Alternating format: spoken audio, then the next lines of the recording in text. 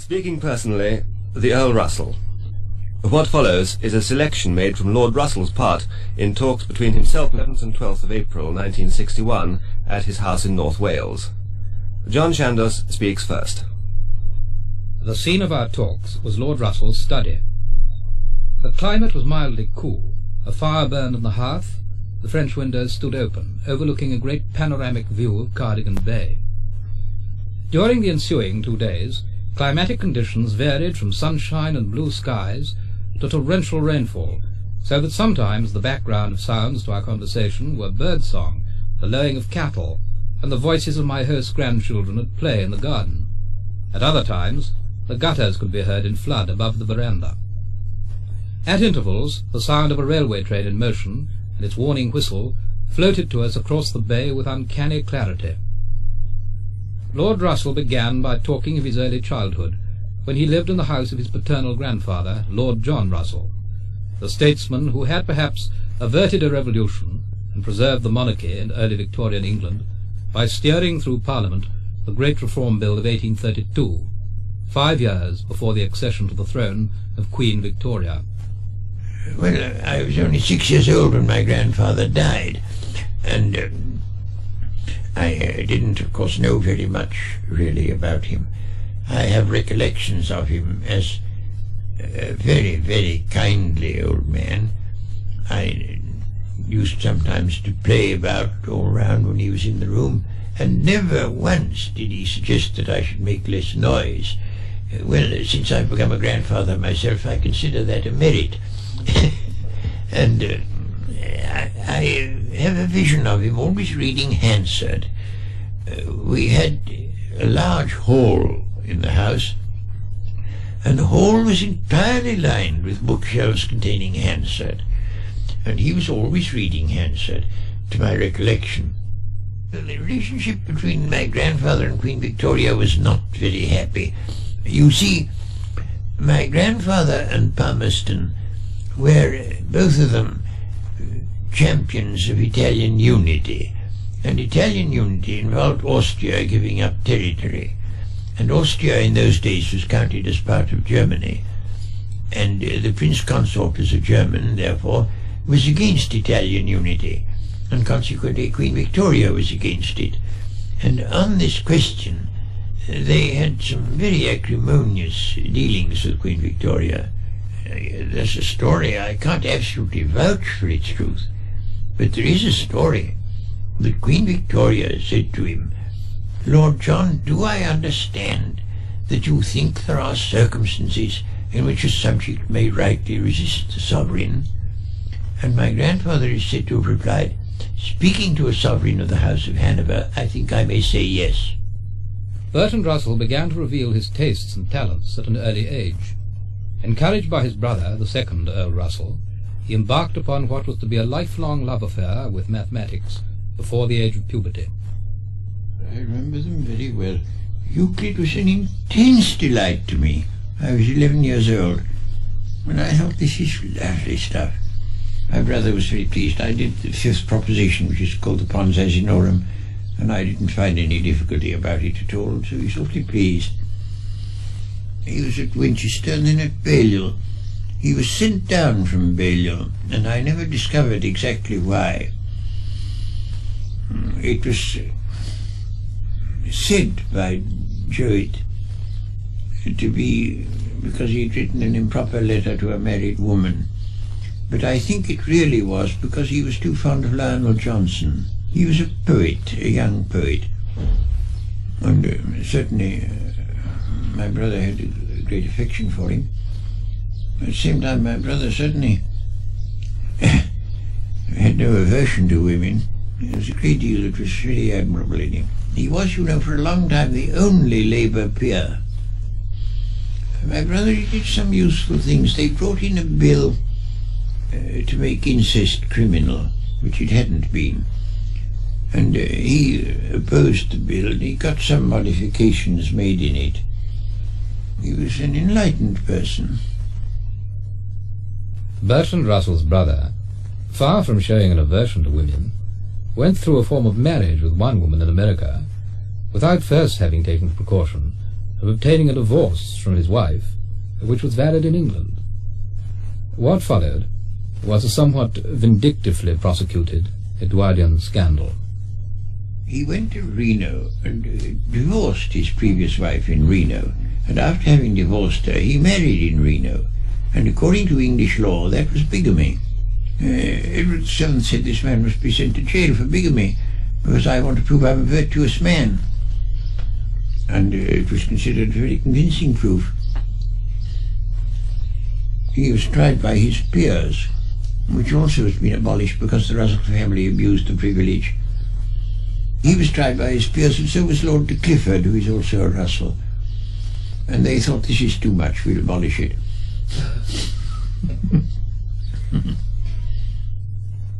I wasn't sent to school. I was educated by tutors, so I didn't have a conventional education.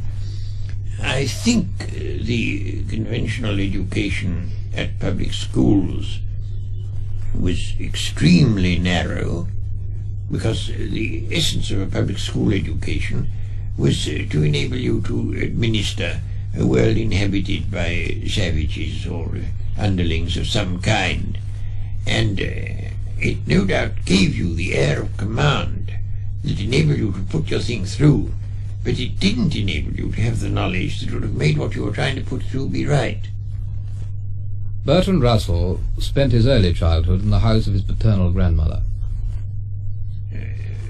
We had a large house in Richmond Park, and we had 8 servants. There was my grandmother and her unmarried daughter, and my brother and me, and 8 servants to look after us.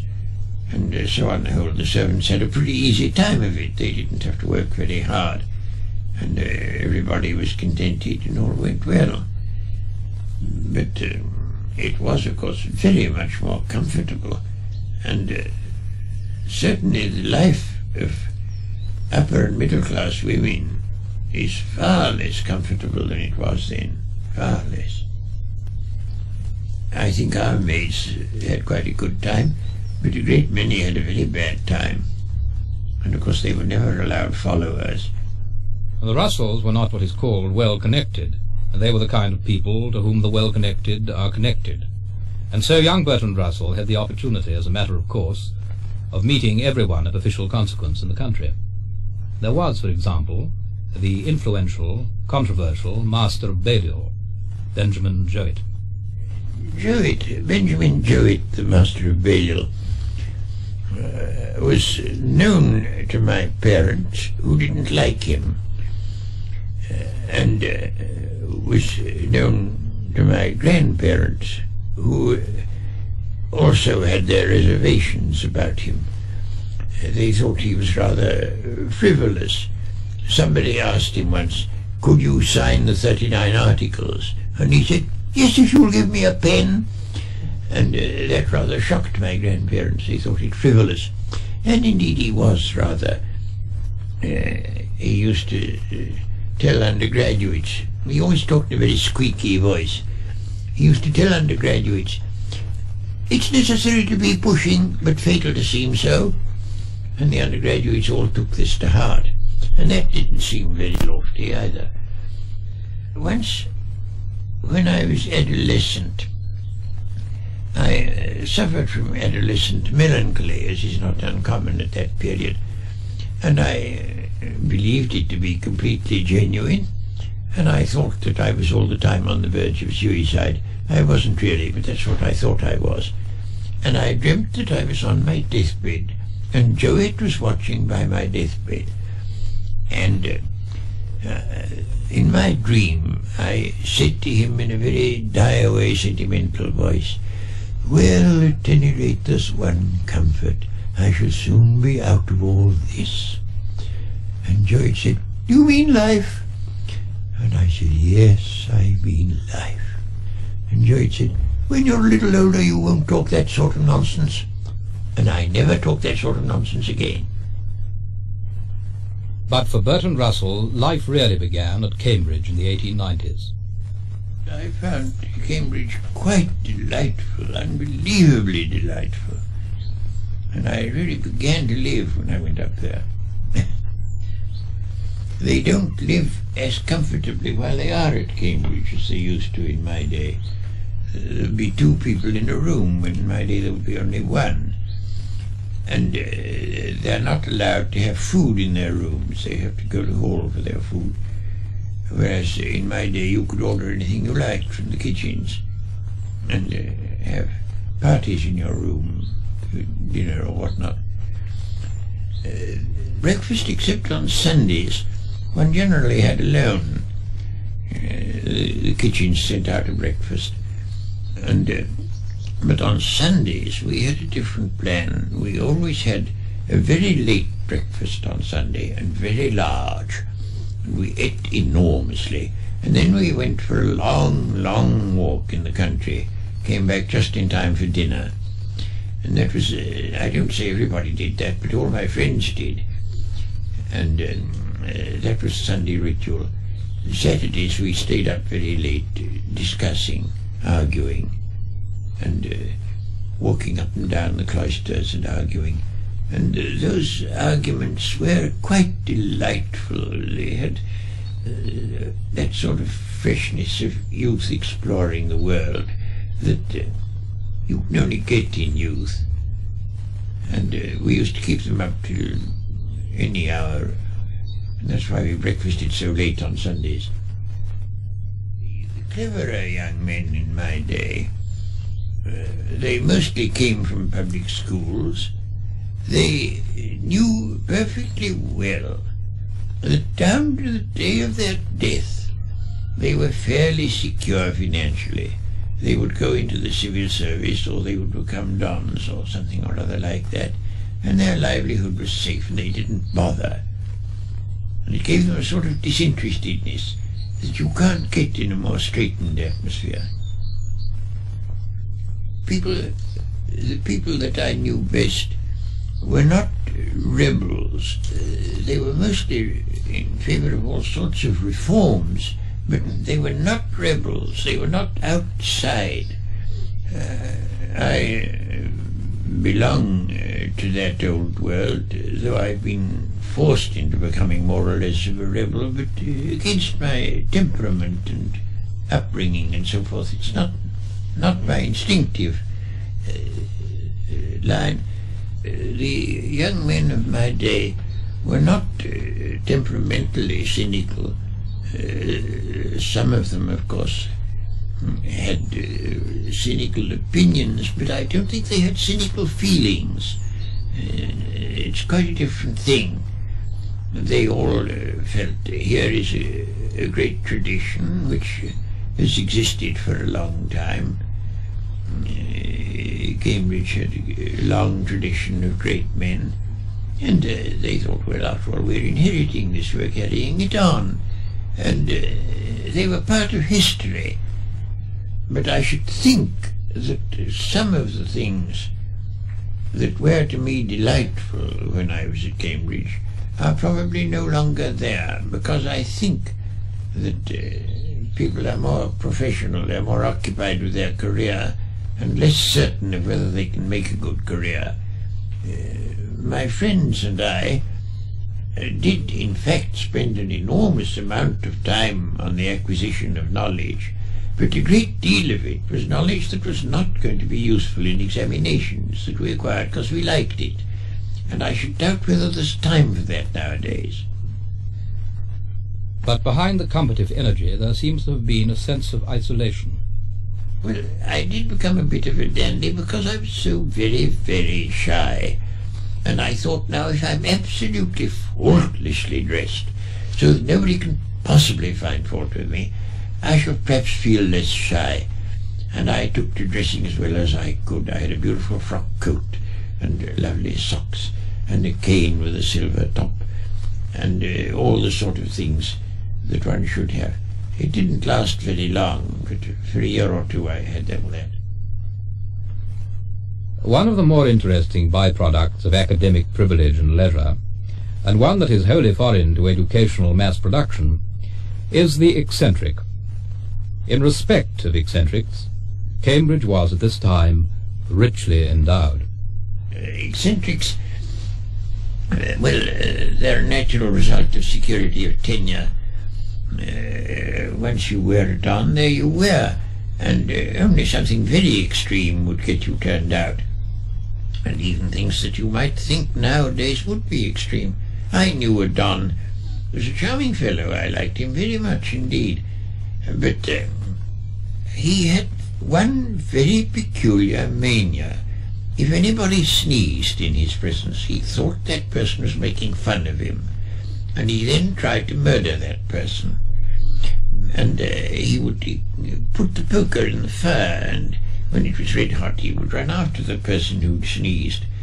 But as he had a game leg, he could only move very slowly, and no harm came to anybody, and so nobody thought of doing anything about it. But it was quite an adventure going to tea with him. Sidgwick was one of my teachers of philosophy. He was a very, very high-minded man. He used to stutter, but he always stuttered in a way that was very effective. Some German was talking to him and said, "You English have no word for Gelehrte." And Sidgwick said, "Yes, we have. We call them prigs." Granville Barker was doing one of Gilbert Murray's translations of Euripides, and he came to Cambridge to find out what a Mycenaean hut was like. And he went first to Verrall, who was a very eminent classical scholar, and he said, "What was a Mycenaean hut like?" And Verrall said, "Nobody knows, but Jane Harrison will tell you." It was determined to make a new street, and in order to make this street, part of Jebb's garden had to be cut off. Jebb was a member of Parliament for Cambridge, for the university. Yes. And it was voted that part should be cut off, and Jebb didn't like it at all. However, he might just have endured that. Only it was decided the street should be called Sidgwick Avenue, and that was too much for Jebb. He couldn't bear it, and so there was great coolness between them. And Sidgwick was purported to have said of Jebb, "All the time that he can spare from the adornment of his person, he devotes to the neglect of his duties." Distance and time are sometimes capable of lending additional stature to a reputation, and I asked Lord Russell whether the great men of his youth appeared great at the time. On the whole, the answer seems to have been yes. They had more of an aura. I think people, when I was young, had more of the aura of a personage.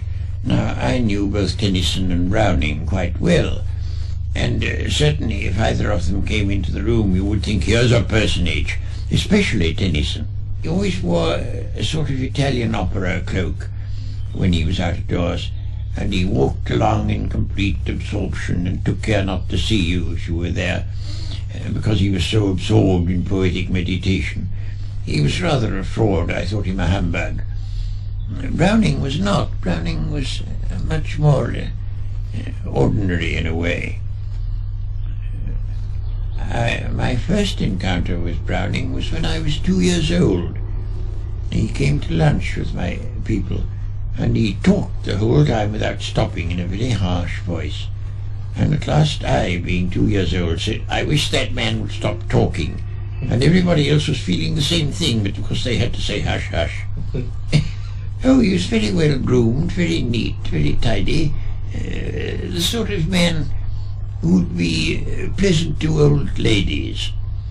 There's a picture of him by Max Beerbohm, visiting the Me Society at Cambridge, or something like that, and it gets him very right, with a beautiful top hat upside down beside his chair, very glossy and very smooth. And yes, he was very much a man to be an old lady's darling. Tennyson was portentous and tremendous, and sort of Oh, I don't know. No, I didn't like Tennyson. He was altogether too conscious of himself as a great man. I remember a story that I was told about him when I was young. He'd been going to visit in some country house, and he'd said that above all he did not want to have people coming to see him. He wanted to have quiet time there, and so they took enormous pains to tell all the neighbourhood not to call. And towards the end of the second day he said, "Nobody seems to want to see me." I don't think he was exactly liked, but he was immensely admired. The master of Trinity, it was when I was an undergraduate, and they always used to say a Latin grace, and the master and the vice master spoke alternate verses, and the master spoke in the continental pronunciation and the vice master in the old English pronunciation. The master would say, the master always spoke in a very sentimental way, and he would say, "Per Dominum Nostrum," and the vice master would say, "Per Christum Dominum Nostrum." And the contrast was extraordinary. I don't know what they thought of each other. That was a secret locked in their bosoms. The vice master never was seen out of doors without his top hat. Once there was a fire at 3 in the morning, and sure enough he turned up in his topper. He didn't think well of Tennyson. The college had some port dating from 1834, and they were very proud of this. And when Tennyson came to visit and was to dine in hall, they produced the 34 port in honour of Tennyson, and he put water in it. And after that the vice master never read a line of his verse. In old days, when you got a fellowship, you got it for life, and the result was that you never died. And when I came up, there was just one left of these life fellows. He was the senior fellow, and he'd got a fellowship when he was 22, and he'd never done a stroke of work since, never. And there he was.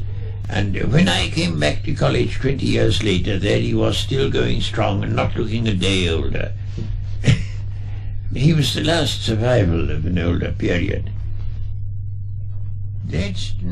Gladstone's eye.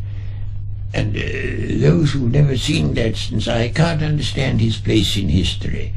It depended entirely upon a terrifying glance that he used to give people, and you wanted to sink through the earth. I had it in the most terrifying form, far worse than Arthur Balfour can ever have had it, because Mr. Gladstone came to stay with my people, and I was the only male, and after dinner, when the ladies retired, I was left tete-a-tete with Mr. Gladstone.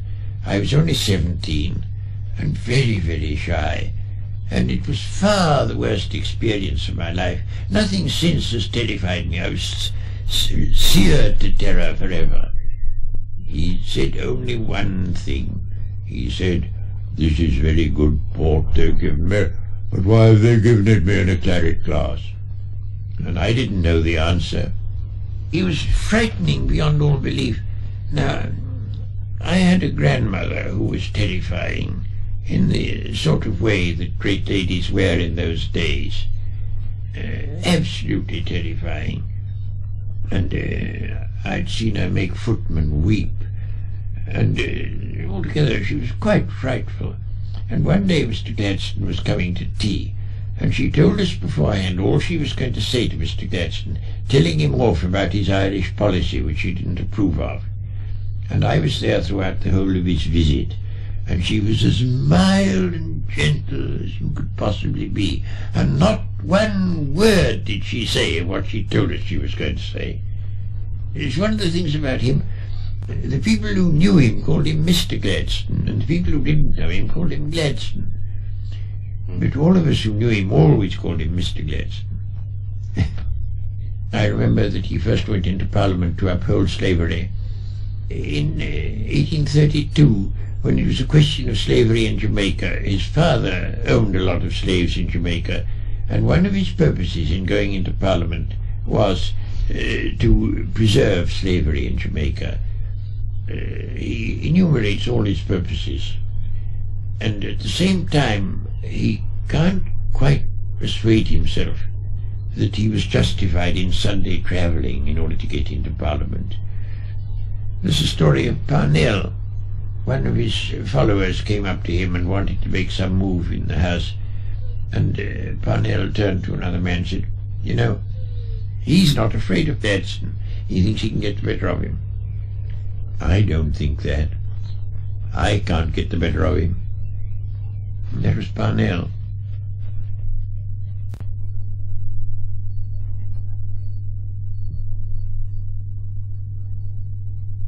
Gladstone, as a public speaker, had the most amazing, complicated thinker. No man living now could keep in his head extempore as Mr. Gladstone did. That's the story of the drunken man.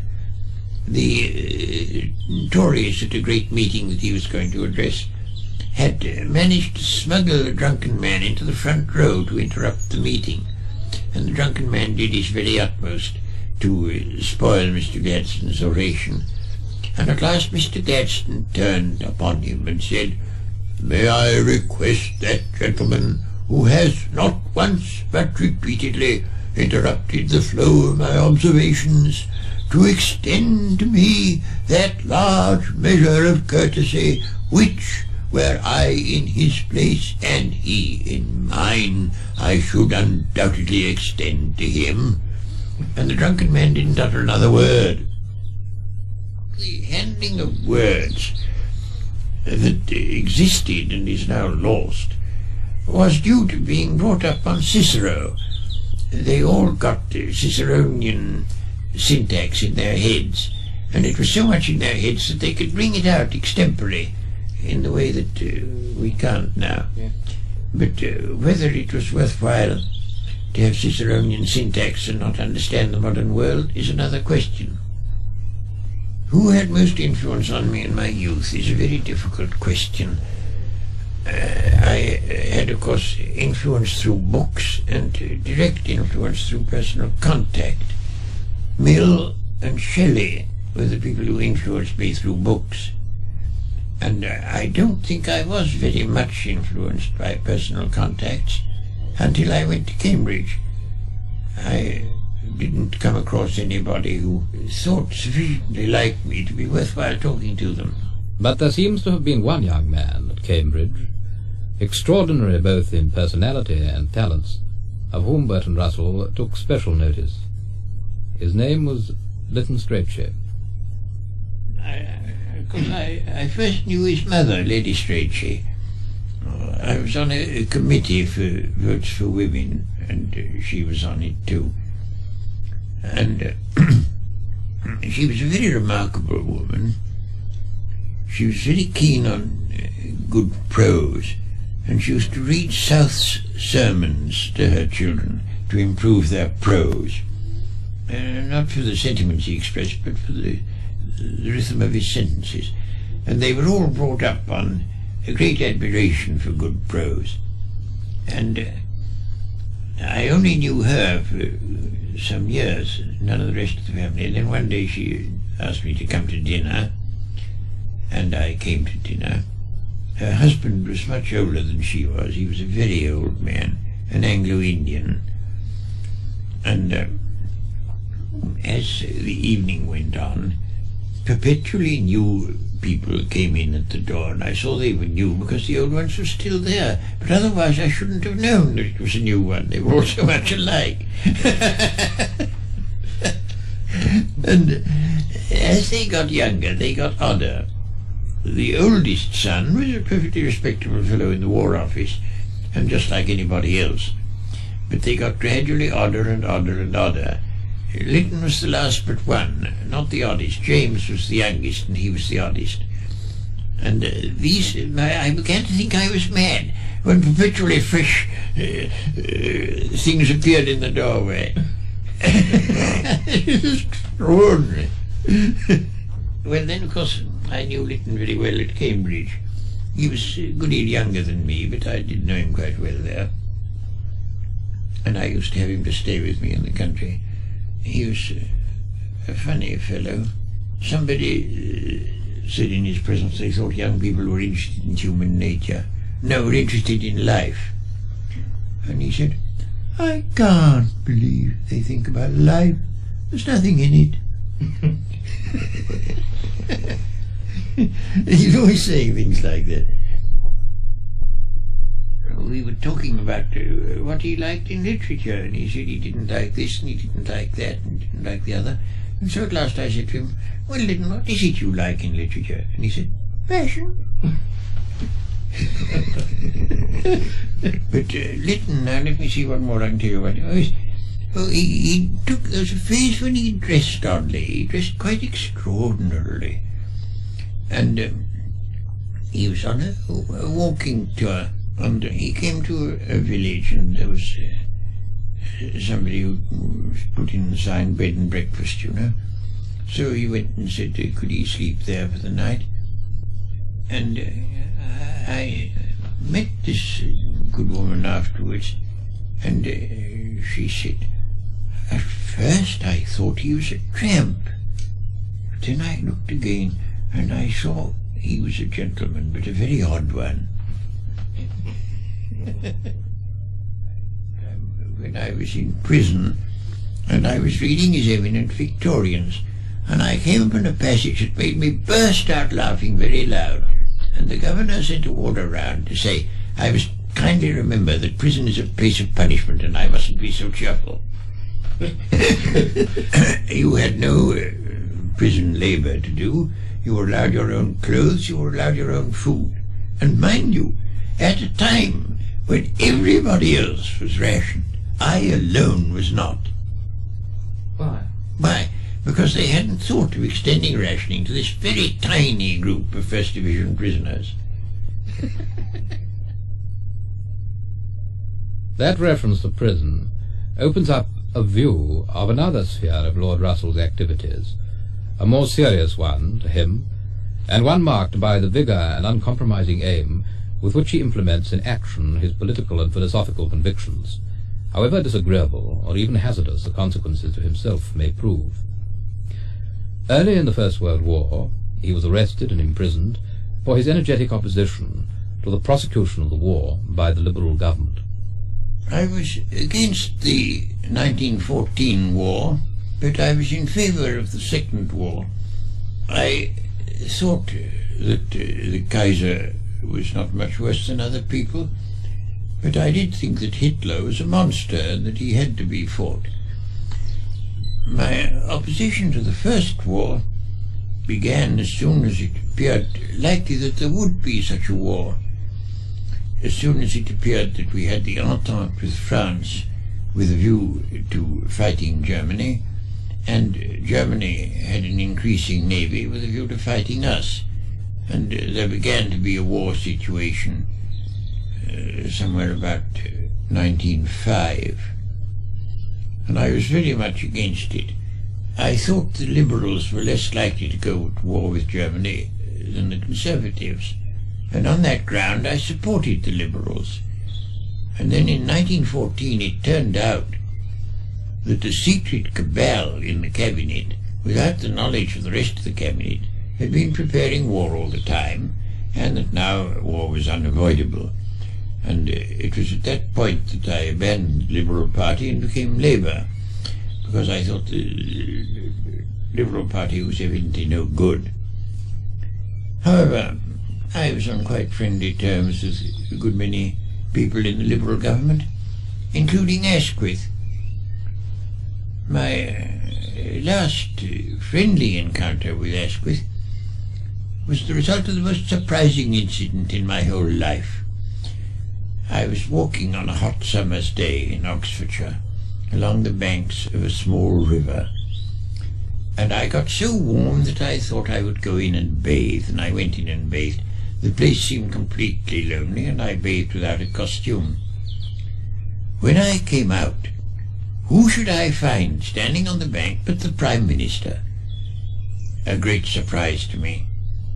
It was no occasion for dignity or for serious discussion of great political problems. I put on my clothes as quickly as I could, while he conversed in an amiable manner. and that was the last time that I had a friendly, comfortable relation with Mr. Asquith. Well, Asquith was, of course, he was a very clever man in the lawyer's type of cleverness. By which I mean that I don't think he was very good at finding out what was right, but he was very good at making out a case for whatever he wanted to make out a case for. Very good. He was a bit loose, no doubt, in his ways of going on. I remember the story of Lilla McCarthy, the actress, you know, dining at Downing Street, and he got a bit drunk, and he had to get up for something, and as he passed behind her, she being, of course, in evening dress, he kissed her on her bare skin, and she said, "Mr. Asquith, is that an insult, or is it homage to a great actress?" And he said, "It's homage." So then she was reconciled. And of course he was a much more tolerant man than Lloyd George. I couldn't do with Lloyd George. Oh, the First World War was a sheer power competition, and rather less disguised than it is now. The Germans wanted a navy that could be as good as the British Navy. The British government made a very great mistake. It invited the Kaiser to a naval review at Spithead, and it was hoped the Kaiser would think, these people are very powerful. But what the Kaiser did think was, I must have a navy as good as Grandmama's. And he set to work to get it. And that was the main cause of the First World War. I don't believe the First War need have taken place at all. And I find that is now the general view among historians. The general view is that it happened by mistake, and partly because everybody was in a hurry. The diplomats were trying to arrange some kind of compromise at the same time that the armies were mobilizing. And each side felt, oh, we can't delay because of mobilization. And so the diplomats didn't get to look in properly. But I think if there'd been more time, the diplomats would have arrived at a compromise solution. I think the First Great War marked the beginning of an epoch of disaster. Whether that disaster is going to be utter and complete and leave the next period a far worse period, well, certainly than anything since the Mongols, a horrible period, which we're right in the middle of now, and I don't know whether we're going to be allowed to come out of it, or whether we're all going to be exterminated to please certain people's love of power. These words bring us to the threshold of a subject unavoidable today in any prolonged conversation with Lord Russell. Unavoidable because his attention is almost exclusively dedicated to it. The danger of the total extermination of human life by nuclear warfare, and the means by which this threat may be averted. My view is that the arguments for British neutrality are entirely convincing. In fact, I've said and I believe that if I could talk to Macmillan for a week, he would come round. Because I could then present the arguments, which I don't suppose he's ever heard, but I'm sure he hasn't. And as I can't get hold of Macmillan, I go round the country speaking and writing, distributing leaflets and that sort of thing, and hope in time to create a great mass movement of self-preservation, which would be politically irresistible. I think it's a very doubtful thing indeed whether it can be done, but I don't see anything else I can do. Do you think it's as serious as that? It's a matter of preservation? It's a question whether, at the end of the present century, there shall be one single Briton alive in the world. and it's very doubtful whether there will be, very doubtful. And I think everybody who doesn't have some kind of profound self-interest against that view, who's looked into the matter, agrees with me. Well, how do you account for the scientists who have been advising Macmillan not having told him enough to equip him with what you call your point of view? Because they get the sack. Who from? From Macmillan. He's not an oriental tyrant. He must be interested in hearing all. Oh, I don't think that's true. Now, I was reading C.P. Snow on the Battle of Britain. Well, the man who won the Battle of Britain was sacked by Churchill, who took up with Lord Cherwell, who is just one of these ruffians who do exactly what I say. He told Churchill what Churchill wanted, and the man who won the Battle of Britain was sacked. Well, I mean, it's no use, you know, to believe in fairy tales about the virtue of politicians. And although you say that you disapprove of politicians, you in fact have a sort of fairy tale view of their virtue. No, I haven't got a fairy tale view of their virtue, but neither have an entirely demonic view of their vices. They're human beings, and very often perhaps human beings more vain initially, or they wouldn't be politicians, and their vanity is fed by the temptations and opportunities of politics. But I don't think they're monsters, and I think amongst them there are those who have a very high moral sense. Some of them. Yes, maybe some. But they seldom become Prime Minister. I asked him if he were Prime Minister, what would he do? If I were Prime Minister tomorrow, I should get England out of NATO. I should make the Americans abandon their bases in Britain.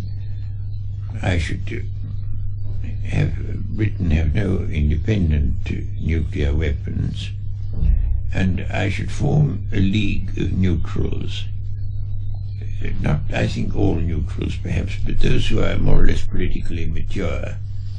There are several of them, Sweden and India, Switzerland, so on. They're quite politically mature.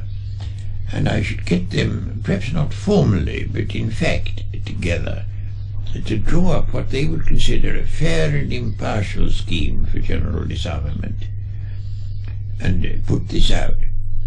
I think Khrushchev would support it, and America would wish to oppose it. But if Khrushchev and all the neutrals supported it, it would be very, very difficult for America to hold out. At the time of Camp David, it looked as if everything was going smoothly. And I think that the armament industry in America was afraid that the president was escaping from them. And they manufactured this incident in order to recapture the president. And he was a silly man. I mean, everybody agrees that Eisenhower's a silly man. How he ever got his place, I don't know. The answer to the difficulty that each side thinks only the other side ought to give way is that neutrals should be allowed to draw up schemes which they should offer to both sides, and that these schemes should be very carefully framed so as to give no net advantage to either party. And I think that if East and West come adequately to realize how awful a war would be, they may come to allow the neutrals to offer solutions, and I think there'd be a much better chance of their being accepted, because accepting a neutral proposal does not mean yielding to the other side, and I think it's only through neutrals that the deadlock will be solved. Now I've got to go and address a youth group at Birmingham on Saturday, and I shall say to these young men, now look here,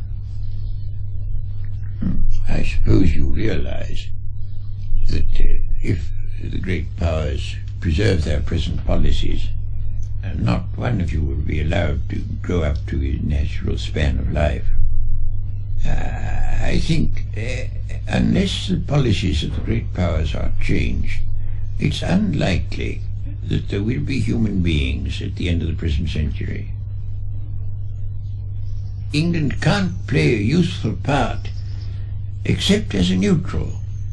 You wouldn't believe how many Americans think that it would be better to have the human race obliterated than to have communist domination.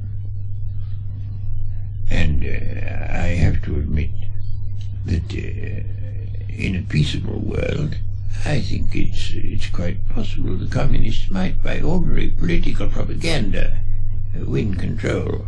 It's quite possible. I don't on the whole think they would, but they very well might. But I think it would be better to have that than have nobody, because I think most of the faults of communists come from fear, and if they had no reason for fear, they would soon become much milder. Some of the so-called faults of the communists are Russian qualities rather than communist qualities. Oh, of course the communists are there. I've often said in print that if Russia was still Tsarist, the situation would be exactly what it is, not different one iota. There is no newspaper that agrees with me, as far as I know. No important newspaper agrees with me. They go with Gateskill. The Guardian is no good at all nowadays. You'll see a letter from me to the Guardian in that edition there, protesting against their leaders. Oh no, the Guardian's very bad. The Guardian is worse than the Times. The Times is fairly good, considering it is the Times. Yes. You see, a newspaper will print a very short letter from me. It won't print a long one. And in a short letter I can't set it out. And the newspapers are determined that the public shall not know what we stand for. I think it's all a respect for British prestige. They can't bear admitting how unimportant England is nowadays from a purely military point of view. That's their pride. I think we could still be important diplomatically and morally, but we're not important militarily. He spoke of how the movement for unilateral disarmament began. A broadcast I did at Christmas 1954 or 53, I forget which I called Man's Peril. And that started the movement everywhere. That was the beginning. Immediately after that, I got a collection of scientists of both East and West to sign a joint document, which was the last act of Einstein's life to sign it. I was traveling from Rome to Paris by air, and the pilot came in and announced to the passengers that Einstein was dead. And when I got to Paris, I found Einstein's letter agreeing to sign. And that started a whole movement among scientists, which has gone on and been very strong. It's stronger in America than it is here, a great deal. The American scientists are much better than ours. Well, I mean, there are a much larger percentage of them who are willing to sign things and so on, expressing our sort of policy. I find it difficult not to get a little fanatical because the issue is so large. It's the largest it's been since Noah. And we have no ark. No, we have no ark, no. I had thought of bringing a bill into the House of Lords that we should at all times, while nuclear things are so unsettled, have a ship in the Antarctic with at least one woman on board of childbearing age, and of course a clergyman of the Church of England to marry her to whoever she wished to marry. You see, there's quite a chance that the Antarctic will be more or less free from fallout. And if you had a population in the Antarctic, it might start again. But I couldn't quite see their lordships accepting the bill.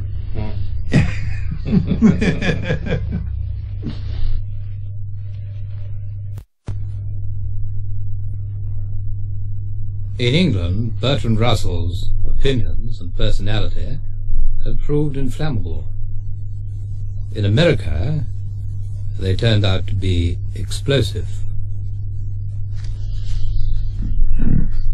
Yes, I was in America when Bryan first stood for presidency, and I was there during the presidential election. The Republicans brought out a pamphlet headed "What I Know About Currency" by William Jennings Bryan, and you bought it and the pages were blank.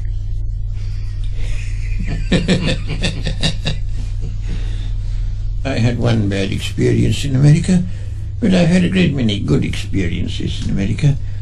I've lectured in a very great many American universities, and in some of them I've had very, very good pupils and had a really very good time indeed. I had just one bad experience in the College of the City of New York, where it was decided that I was an immoral influence and that I must not be allowed a position in such an institution.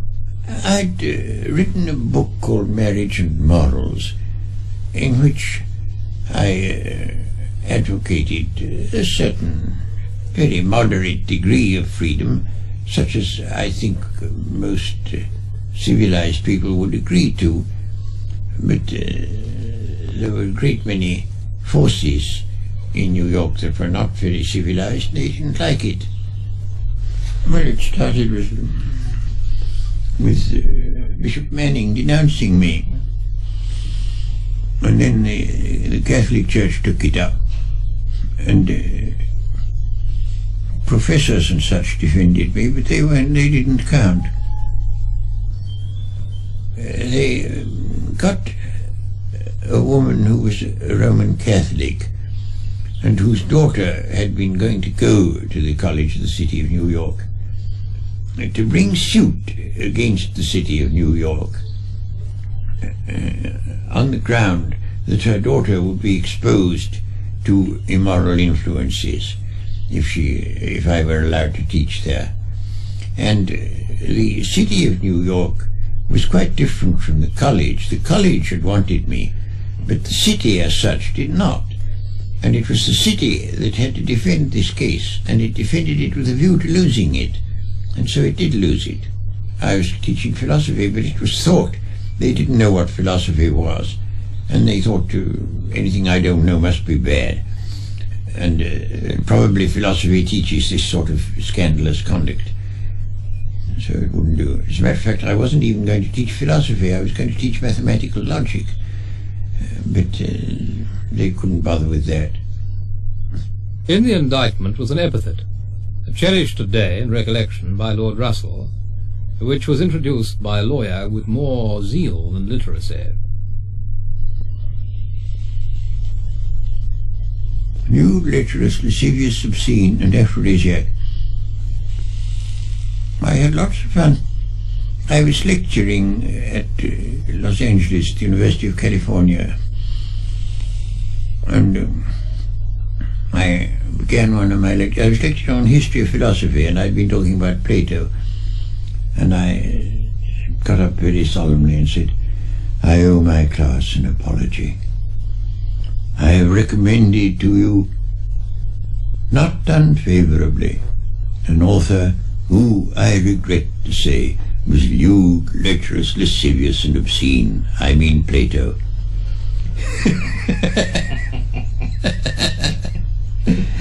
Because the things that Plato says about marriage and so forth are quite as bad as anything I've ever said. I said that one shouldn't be too hard on adultery, that I thought a husband or a wife in an otherwise happy marriage ought to be able to forgive an occasional infidelity. I said also that I thought some premarital experience was desirable. Now, it's a very interesting thing that all expert moralists, let's say all the people who really take a lot of fuss about morals, are quite obsessed by sex. I got a letter from an Anglican bishop, now dead, saying that every word in all my books was inspired by sexual lust.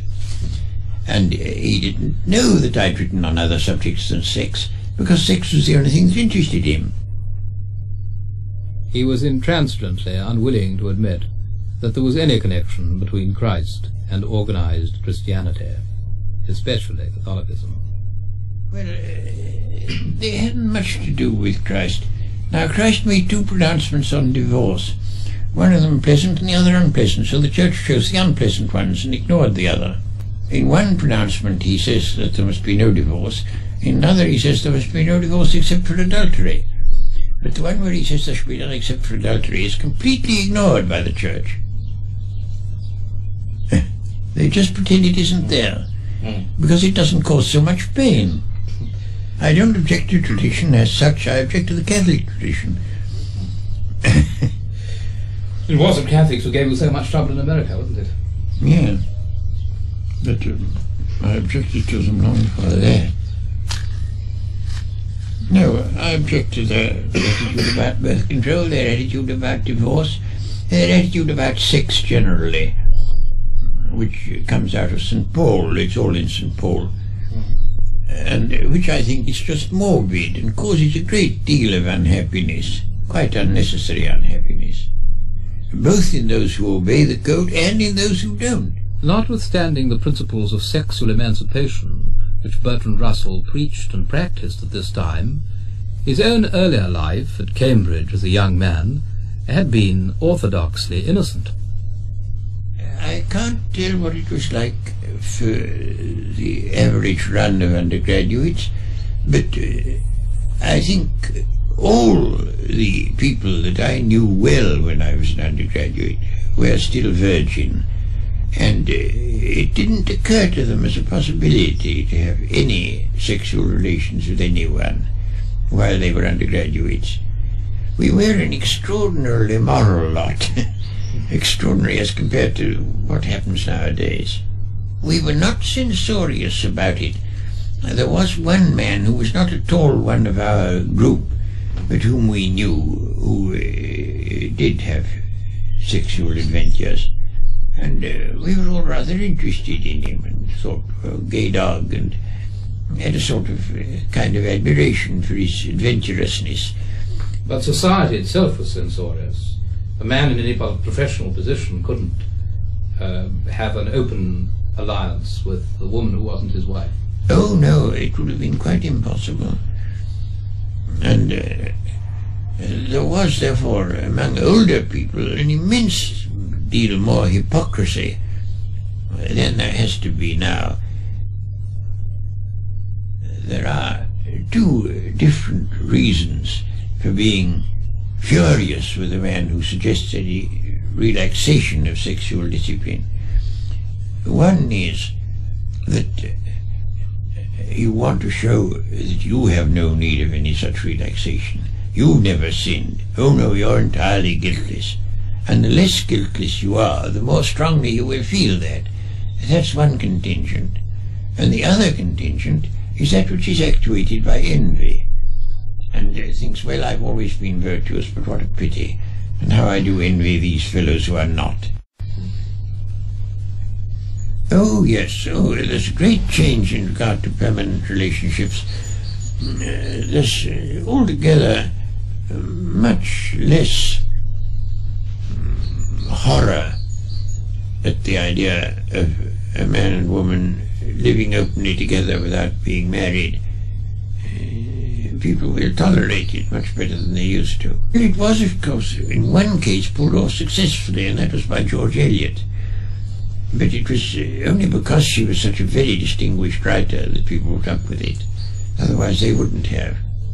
No, I think it's an enormous change for the better. Quite enormous. I mean, take my own case. I've had 4 wives and 3 divorces. And in the Victorian time, that would have put me rather out of the running. But nowadays, although some people raise their eyebrows a bit, it doesn't much matter. I very much prefer the present relation of the sexes. I mean, I'm thinking now not of sex particularly, but of social intercourse. I mean, you can talk to a woman much as you would to a man. Whereas when I was young, you had a whole different vocabulary for talking to women. And it was a totally different thing. You would dream of saying a word of truth to a woman. It would be gross and impertinent and horrible. And just lied blankly. And it was essential to good manners that you should. And in all those ways, I mean, the relations of men and women are infinitely better than they were when I was young. And all in directions which I desired from the time when I was young. I married when I was 22, and my first wife was a Quaker. She was still a believing Quaker when I married her, but it dropped off after 3 months. And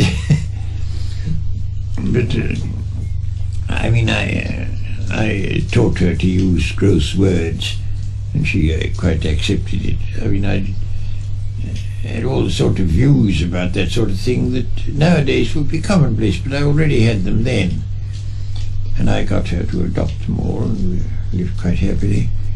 When I was young, most respectable married couples never saw each other naked, and I thought this was dreadful. We saw each other naked whenever we wanted to. And I had a very, very powerful impulse to sexual freedom from the moment of puberty. I remember when I first grasped the facts of sex and marriage and so forth, I thought at once, oh, of course marriage is just a superstition. There ought to be free love. It seemed to me obvious then. It didn't seem quite so obvious after a bit. And in those ways the world is much, much nicer than it was. Much. People accept it now that you may have a casual affair with a woman with no deep feeling involved on either side. Whereas in those days, if you went outside marriage, it could only be for the most intense and profound and lifelong passion. Nothing else would excuse it.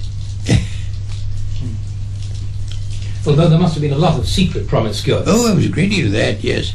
But then I didn't like hypocrisy, you see, so I couldn't accept that as a solution. Because I always hated hypocrisy. And I was thought to be a very immoral man, but only because I didn't attempt to conceal my lapses. In other respects, I didn't differ from anybody else. But I hated hypocrisy. I thought it beastly. Challenging hypocrisy for the leadership of Lord Russell's personal distastes was cruelty. Most of all when cruelty was used to support what seemed to him vanity or irrational superstition. Here are 3 consecutive illustrations. I found D.H. Lawrence perfectly intolerable. He was a fascist. Fascism hadn't yet been invented, but his wife was German, and he got it from her. It was already brooding in Germany. And he got a whole complete fascist outlook. There was to be an elite that was to have sole political power, and was to compel this and compel that, and altogether there was to be no sort of freedom anywhere. And of course he always imagined himself the dictator in this system. I mean, he would always say, you must do this, you must do that. And then he would say that one mustn't compromise with the evil forces. One must proclaim one's independence and so forth. So I said, well, how are you going to do it? You're going to make a speech in Trafalgar Square? Oh, no, I won't make a speech in Trafalgar Square. You'll only be talking to the vulgar. And so I said, well, are you going to do it in books? Oh, no, I won't do it in a book. Stupid people read books. So I said, well, what are you going to do? And then he changed the subject. And he was just going to enjoy a soliloquy. I didn't like the man. I didn't like him at all. And still less did I like his wife. I thought he was very proud of being on the proletariat. Well, he pretended to be, yes. He had a profound contempt for the great mass of mankind. Absolutely profound. And I didn't like it. I think Sons and Lovers is a good book. I think it's his best book, at any rate of those I've read. I thought the others were all wish fulfillment. There's one called Kangaroo, where he goes out to Australia, and at first he thinks Australia awfully dull, and then he finds they've all got plots to murder each other, and then he thinks it's a lovely country. He was a bloodthirsty fellow. He couldn't believe at all in friendship. Friendship was the thing he didn't understand. But surely in Sons and Lovers there's supposed to be a great friendship between two people, isn't there? Yes. But I can't remember now whether it's homosexual, but I should think it would be. He had immense force. I mean, one felt this is a man who counts. And Shaw. What do you say? Shaw. Yes. Always seemed to be rather inhuman by his writing, as though he wasn't a man at all, as he didn't feel the things most men felt, except vanity. He felt vanity, and that was the whole of him. There was nothing more. I knew a lady who was secretary of the Labour Party in the University of London, and she got gradually more and more towards communism, and at last became a communist, and married a Russian and went to live out there. And in Stalin's purge, this Russian was taken away, and she never heard from him again, or heard of him, or didn't know what happened to him at all. And she was absolutely devoted to the man. And she came to England to see if anybody could do anything to influence Stalin. And she came to me among other people. And I said, well, Shaw is persona grata in Russia. Perhaps he'll do something. And so we approached Shaw about it. And he wrote her a letter, which I saw, saying, my dear lady, you have no idea how comfortable Russian penal settlements are. I'm quite sure your husband is much happier there than he would be being nagged by you. I never spoke to the man again. I thought it one of the most horrible things I'd ever known done, because the poor lady was utterly heartbroken. He was a very cruel man, very cruel, if his vanity was hurt. And his vanity was hurt in this, because it threatened his judgment of the Soviet Union. Do you see what I mean? It's not obvious that his vanity was involved, but it was. Because it was a suggestion that perhaps he was wrong in praising the Soviet Union. And that would be a suggestion that he wasn't as wise as he thought. And therefore the lady must be punished. By means of wit, he concealed the fact that he was silly. Wit is a wonderful thing for concealing. I mean, all his views about medicine, for instance, are totally silly. I met Lenin in 1920 when I was in Russia. I had an hour's talk tete-a-tete with him. And he spoke English much better than you would have expected. The whole conversation was in English. I expected it to have been in German, but I found that his English was quite good. I was less impressed by Lenin than I expected to be. He was, of course, a great man. He seemed to me a reincarnation of Cromwell, with exactly the same limitations that Cromwell had. Absolute orthodoxy. He thought a proposition could be proved by quoting a text in Marx. And he was quite incapable of supposing that there could be anything in Marx that wasn't right. And that struck me as rather limited. I disliked one other thing about him, which was his great readiness to stir up hatred. I put certain questions to him to see what his answer would be, and one of them was, you profess to be establishing socialism, but as far as the countryside is concerned, you seem to me to be establishing peasant proprietorship, which is a very different thing from agricultural socialism. And he said, oh, dear me, no, we're not establishing peasant proprietorship. He said, you see, there are poor peasants and rich peasants, and we stirred up the poor peasants against the rich peasants, and they soon hanged them to the nearest tree. Ha, ha, ha, ha, ha. I didn't much like that. But he was equally vigorous in affection and admiration for those he loved. Einstein, whom I knew fairly well, was a quite unbelievably lovable man. He was extremely simple, absolutely devoid of the slightest pretension. You might have met him in a railway train and not known that he was distinguished at all. And he was very, very friendly, very open-minded. I thought him altogether quite delightful. I think the most satisfactory great man that I've ever known. I couldn't have wished him different in any way. I loved Conrad.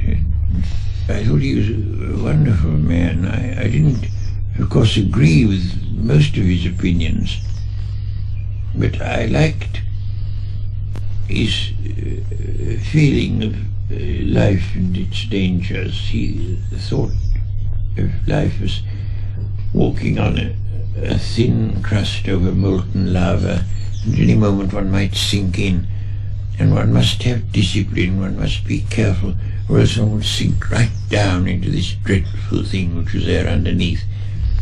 And I think in all his books you get that feeling. The sort of feeling that the best of men is on the very brink of becoming quite dreadfully bad. I mean, it's a stroke of luck if you don't. I admired him for his sort of iron rectitude, combined with such intense passion, because intense passion makes it difficult to keep rectitude. But one felt he always would. I invited Lord Russell to evaluate the liberal Whig traditions of which he was himself a product. I think the Whig families did something valuable in their day, but it's not something that can be done in the present world at all. And, I mean, you may regret it, I think Holland House was very delightful. At the same time, Lord Melbourne, who was one of the adornments of Holland House, got his income by torturing little children in coal mines, and that perhaps wasn't altogether desirable. And I think this sort of flower emerging from the dung was not worth preserving. But the dung was there anyway, and the flower could be rescued from the dung, and not all Whig nobility thrived on the torturing little children. I think of Shaftesbury, and I think of your own grandfather. What did you say about the traditions in which men voluntarily changed a society for the benefit of those oppressed, when they themselves were not going to benefit directly from these changes? I think that there were very good men who did very good work in abolishing themselves, and I don't think they could have been so good if they hadn't been the product of a bad system.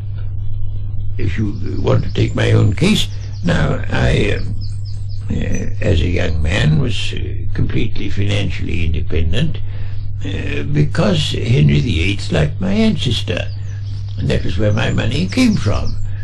Well, Henry VIII was an old scoundrel, of course, and I can't recommend him as a person to imitate, but he left me free to pursue mathematical logic without any financial.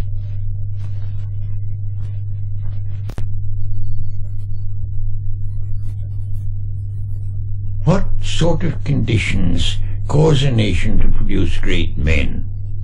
Now, I've always maintained that Shakespeare would never have written his stuff if it hadn't been for our defeating the Armada. I believe that the sort of sense of successful energy that we got from that was essential to the greatness of the Elizabethan age. That's very disputable, it's only a hypothesis. I don't think it's very easy to say, but it seems to me, looking over history, that countries which have been politically powerful and then cease to be, do lose culturally. People who might be culturally great cease to have the self-confidence that is necessary, because to do anything great you have to have enormous self-confidence. Well, I'll do this whatever people say, because everybody will say you're wrong. The man who thinks originally has at all times, I think, in every country and in all ages, been exposed to persecution. Buffon, who contributed enormously to zoology and geology, was compelled by the Sorbonne solemnly to withdraw the opinion that some of the mountains that now exist did not exist when the world was older. And Vesalius, who first dissected bodies for medical reasons, was sentenced to go on a pilgrimage to the Holy Land, and lost his life through shipwreck on the way home. And Galileo, we know, was condemned by the Inquisition. And in general, you may say that great innovators, for the most part, have suffered. Einstein, of course, had to leave Germany, and it's the fate of them, but they think it worthwhile. I think that liberty, in many of its forms, is almost bound to be less than it was in the 19th century or in the later parts of the 18th. You cannot do your work as an individual unless you happen to be something like a poet or well, it's no good being a composer, because then you would have to get people to perform your music. But a poet can be an individual still, but most people can't. I think the effect of the growth of authoritarianism will be extremely unfortunate. I think that it will spread to other countries. I think America, in all that we don't like, is the pattern of the future for us. It's what we should be. And I think that the arts generally, and especially literature, will suffer very, very much. But there will always be some rebels, some who manage to produce immortal work before they're put to death. And that's what we've got to hope for. I had suggested that there might be a reconciliation between genius and tranquility. I don't think there is a reconciliation. I think of the ancient world. After Augustus, when the evils of turmoil and civil war had been put an end to, genius also was put an end to. With luck we shall get an Augustan age, or a post-Augustan age, an Antonine age. That's the best we can hope. But I don't think we can hope that Europe, at any rate, will produce great men. I think perhaps the Negroes will. because I think they'll be very recalcitrant to discipline. And you might quite easily get geniuses among the Negroes, but I don't think you'll get it in the white countries, because we've proved ourselves too anarchic. Our anarchism is destructive. You see, a certain amount of anarchism is necessary to genius, but not so much that the genius can't live. The subject of the present relations between youth and their elders returned Lord Russell to his central anxiety. Young people who've grown up under this shadow of imminent death imposed upon them by their elders, they get a sort of bitterness which you can't wonder at, and it tends, of course, to be an anarchic bitterness that isn't very fruitful. And only things like our movement keep it from being anarchic.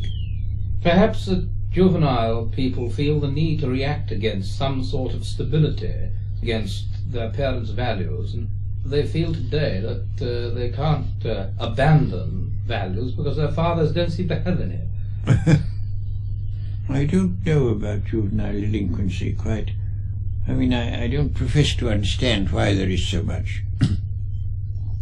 But I think it has to do with unsettlement, with the fact that all the official moralists are preaching things that are atrocious crimes. And that tends to cynicism in the young. What kind of crimes? Extermination of the human race. They're not actually preaching it, they don't... They do! Well, I mean, you cite any number of people, especially in America, who will say better we should all be dead than that we should submit to the communists. Any number. I had a long, long controversy in print on that very point. And Mrs. Roosevelt, in my presence, said that she thought it would be better.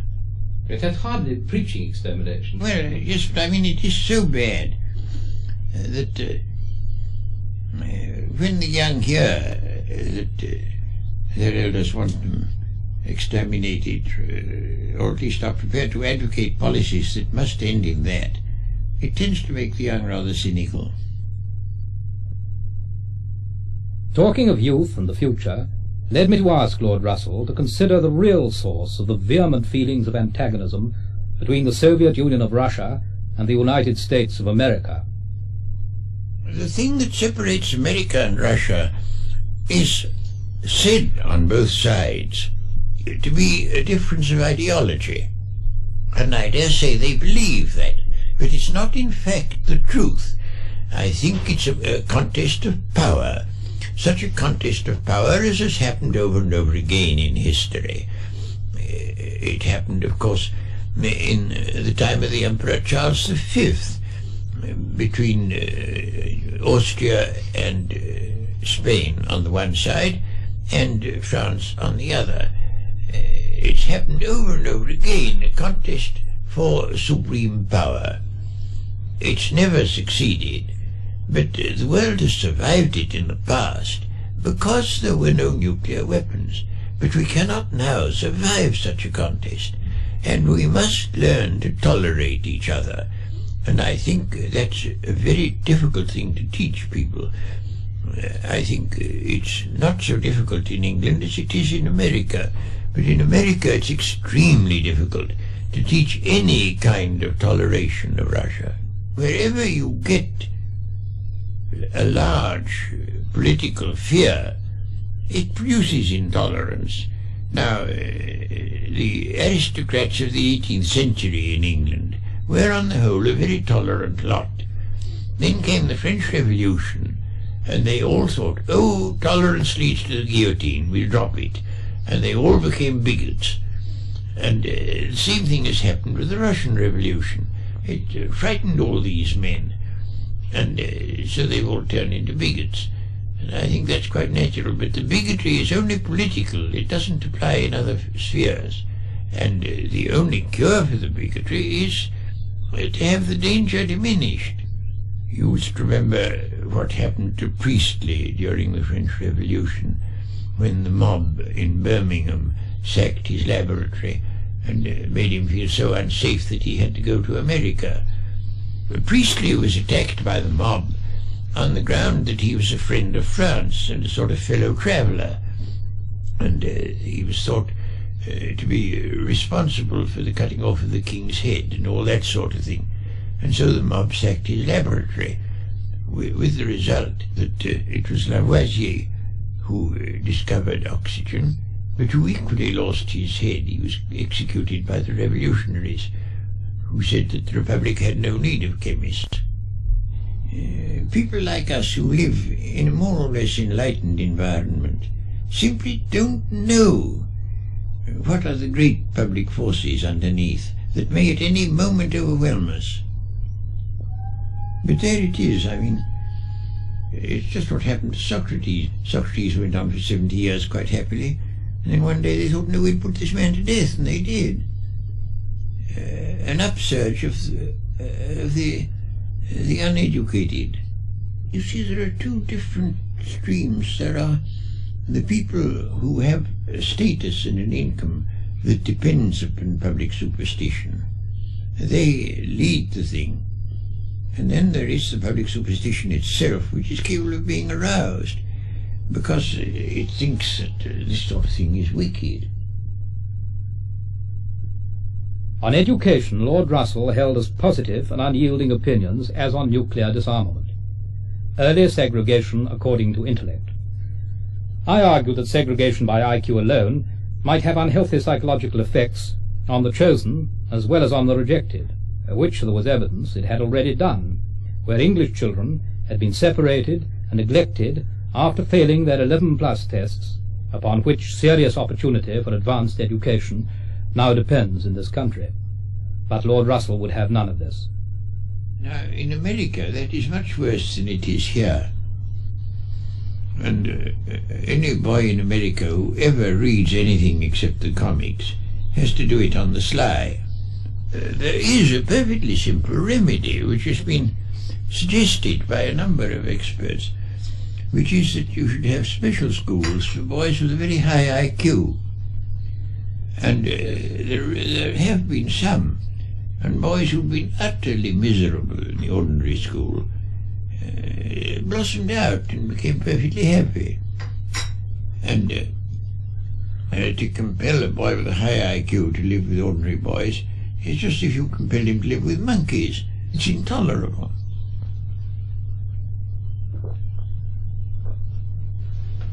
But they won't do it in America because they think it's undemocratic. It's undemocratic to admit that some people are cleverer than others, except, of course, as athletes or film stars. There it's allowed. My wife belongs to what you might call the American aristocracy. Her family went to America in 1640, and they've been rich and prosperous ever since. And she went to school as a girl with daughters of leading American people. But that, which in the time of Emerson and Lowell was still important, that now is politically negligible. The old aristocratic element doesn't count. And the main difference in America, between America and England, is due to the fact that an enormous proportion of Americans are immigrants or children of immigrants, and that national feeling has to be created. It's not in their bones the way it is in ours, and we therefore can tolerate a great deal of young men saying they won't fight for king or country, things like that, because we jolly well know, as Macmillan says, that they will.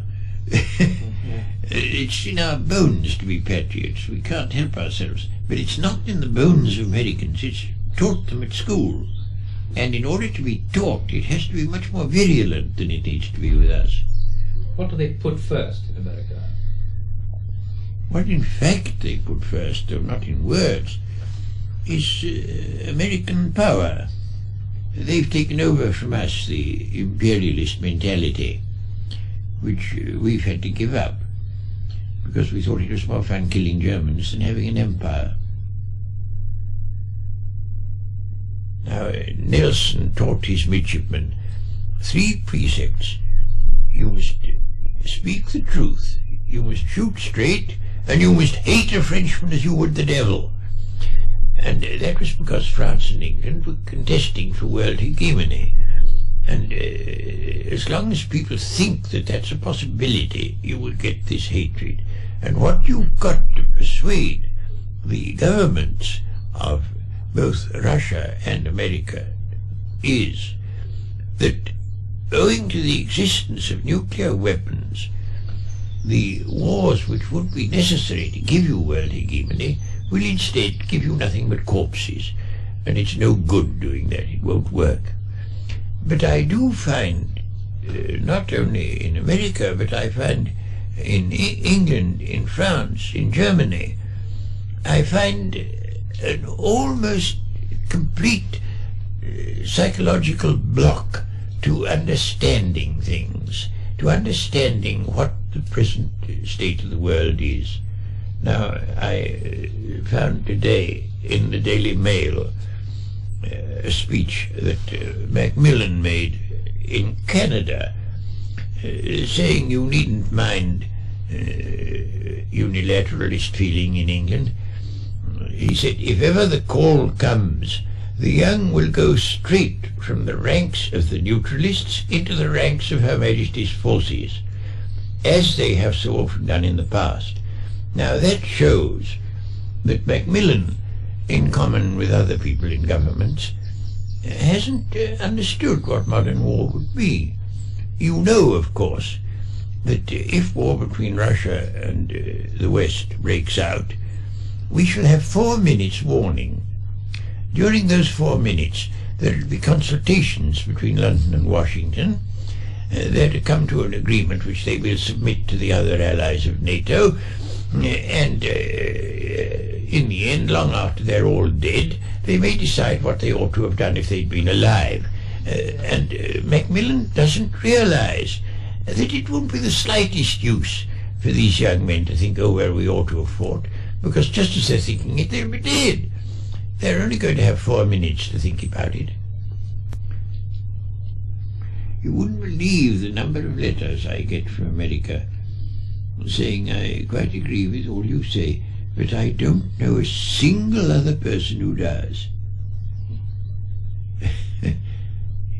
If you live in a rather small town, a small country town, you won't find one person to agree with you. Not one. I have found that the unilateralist policy, as I understand it, is not what its opponents think it is.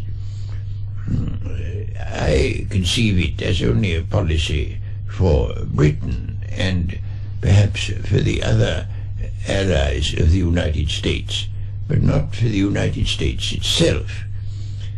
I should like to try to explain why I think that. To confine oneself to Britain, it has been made perfectly clear, both by American arms experts and by Khrushchev and Malinowski, that if we allow the Americans to use our soil for purposes which the Russians consider unfriendly, they may attack us, Britain, and wipe us out, which would take them perhaps half an hour, without bringing on a war with the United States. And their motive for doing that, if they did it, would be that we allow the American forces to use our territory. I think there's no reason whatever to suppose that if we were neutral, the Russians would wantonly attack us. They haven't done so with any of the neutral powers, and I don't think they would. I think that as long as there are nuclear weapons in the world, no country in the world is safe. We are all exposed to obliteration within half an hour or at most an hour. But there are degrees of risk, and undoubtedly the allies of America run a greater risk than neutrals do. And that's one reason why I should like to see Britain not in NATO and not allowing its territory to be used by Americans. It's only one of the reasons. There are others. And I think that Britain can do a great deal more for the cause of nuclear disarmament and for the cause of world peace as a neutral and perhaps a leader of other neutrals in drawing up possible compromise schemes giving no net advantage to either East or West than can be done by our present policy. I don't hope for important goods from government. I think to that extent I agree with the anarchists. I think government is necessary, quite necessary, but it can only prevent evils and can't promote goods. If we pull through. I don't know whether we shall, but if we pull through, I think the world will be a better one than it ever has been before, because scientific technique is capable of conferring quite enormous benefits. I asked Lord Russell to classify his career and his main work. Oh, I don't know. How should I describe myself? I think it's very difficult to describe oneself, because after all it's a subject on which one's not quite impartial. But my principal work has been in logic, and logic, I think, is not really part of philosophy, it's part of mathematics. And as part of mathematics, I think it should continue and prosper. But as part of philosophy, no. Do you not find that logic applied to empirical affairs in human life produces rather unpopular conclusions? Well, I think any intelligent thinking does. It doesn't matter whether it's logic or something else. But, I mean, the populace in general doesn't like intelligence because it's apt to go against their prejudices. And of all prejudices and superstitions, the worst, the most insidious and malevolent, have always been, for Bertrand Russell, those arising from religious dogma. We had been talking of the role and influence of the Church, and I had been arguing that oppressive churchmen from popes downwards, engaged on worldly or short-sighted ambitions, were simply fallible men, and not necessarily discreditors of Christianity. An awful time. Reforming abbots sent to a monastery would be murdered by the other monks. It happened over and over again. It was a frightful business, reforming the Church. Well, the Church was merely an expression of the times and place. And without something, however imperfect, whatever little learning had survived would have just been obliterated in the 7th and 8th centuries. Well, the Church served a purpose, and it served a purpose. And, of course, the Church didn't mean to serve that purpose. Gregory the Great, you remember, wrote a furious letter to a bishop because he heard the bishop was teaching grammar. And he said, "You mustn't teach grammar. It is impossible for the praise of Christ and Jupiter to exist in the same mouth." He said, "A report has reached us which we cannot mention without a blush, that thou expoundest grammar to certain friends." And that was Gregory the Great. You see, the whole attitude of the Christian towards God is based upon Oriental tyrannies, monarchies. It's the attitude one took towards the king, and it's an attitude which a modern man should consider abject and contemptible. It seems to me that there may be many people in the world who require some kind of protective reassurance between them and the worst extremities of reality, and who are simply not capable of facing reality, if it is as terrible as the removal of these assurances may make it appear to them, and that they are going to create their own superstitions. You don't give them some kind of protective superstition. I don't think that's true, because I think the Church at present is a very, very grave danger. The Church opposes birth control, and only by the worldwide adoption of birth control is there any chance for the human race. You have managed to live without religion. Do you feel that you've missed anything very important through that? Do you feel that would have been a great sacrifice, that walking without the prop of religion? I don't feel I've missed anything through not believing in religion. I think, on the contrary, that the religious people have missed a very great deal indeed.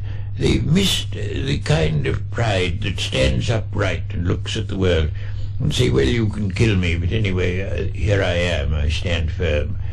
And they've missed that, and I think that's a very, very valuable thing that a person should have. And I shouldn't like at all to go through life in a sort of creepy crawly way, full of terror and being bolstered up all the time, as if I were a fainting lady being kept from sprawling on the ground, because no human being whom I can respect needs the consolation of things that are untrue.